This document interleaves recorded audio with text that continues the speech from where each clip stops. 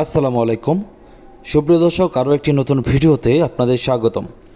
প্রিয় দর্শক, আমার আজকের ভিডিওটি হচ্ছে, যদি আপনার মোবাইলের সিম কার্ডটি কোথাও হারিয়ে যায় তাহলে আপনি ঘরে বসেই সেই সিম কার্ডটি বন্ধ করে দিতে পারবেন।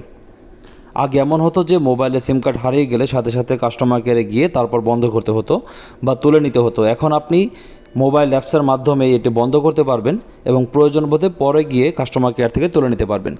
প্রিয় দর্শক, চমৎকার এই কাজটি করার জন্য আপনাকে প্রথমে প্লে স্টোর থেকে মাই জিপি যে অ্যাপসটি রয়েছে সেই মাই জিপি অ্যাপসটি ডাউনলোড করতে হবে। আপনার গুগল প্লে স্টোর থেকে ডাউনলোড করে নেবেন।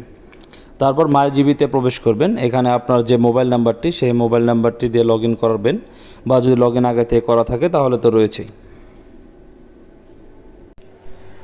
দর্শক, মাই জিবিতে প্রবেশ করার পর নিচের দিকে দেখুন সার্ভিস নামে একটা অপশন রয়েছে, আমি দেখিয়ে দিচ্ছি। সার্ভিস, এই সার্ভিস অপশানে একটু ক্লিক করতে হবে। সার্ভিস অপশানে ক্লিক করুন। ক্লিক করার পর দেখুন যে একটু নিচের দিকে স্ক্রল করুন।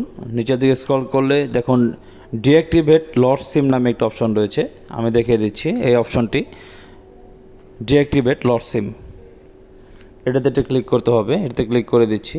এরপর এখানে আপনাকে আপনার মোবাইল নাম্বারটা দিতে হবে। আমি একটি মোবাইল নাম্বার দিয়ে দিচ্ছি।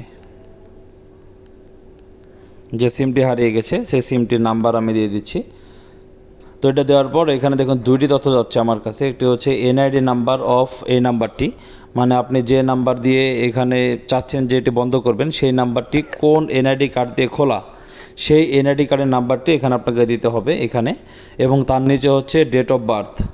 ডেট অফ বার্থটা হচ্ছে যে আপনি ওই এনআইডি কার্ডে আপনার জন্ম তারিখ কবে ছিল, সেখানে দিন, মাস এবং বছর সেটি উল্লেখ করে নিচে যে কন্টিনিউ নামে যে অপশনটি রয়েছে এই কন্টিনিউ বাটনে ক্লিক করলে কিন্তু একটি কনফার্মেশন চাইবে, তাহলে কিন্তু আপনার সিমটি বন্ধ হয়ে যাবে বা ডিঅ্যাক্টিভ হয়ে যাবে। তারপর আপনি আপনার সুযোগ সুবিধা অনুযায়ী কাস্টমার কেয়ার থেকে সিমটি তুলে নিতে পারবেন। হারিয়ে গেলে যে মানুষ সিমটি নিয়ে সাথে সাথে ব্যবহার করে ফেলে বা কোনো তথ্য নিয়ে ফেলে সেটা করতে পারবে না, আপনার সিমটি সাময়িকভাবে স্থগিত হয়ে যাবে। প্রিয় দর্শক, আশা করি বুঝতে পেরেছেন। তো এইভাবেই আপনারা ঘরে বসেই আপনার হারিয়ে যাওয়া সিমটি বন্ধ করে দিতে পারবেন। দর্শক, আজকের মতো এই পর্যন্তই। পরবর্তী ভিডিওতে আবার কথা হবে। সেই পর্যন্ত সকলে ভালো থাকুন, সুস্থ থাকুন। আল্লাহ হাফেজ।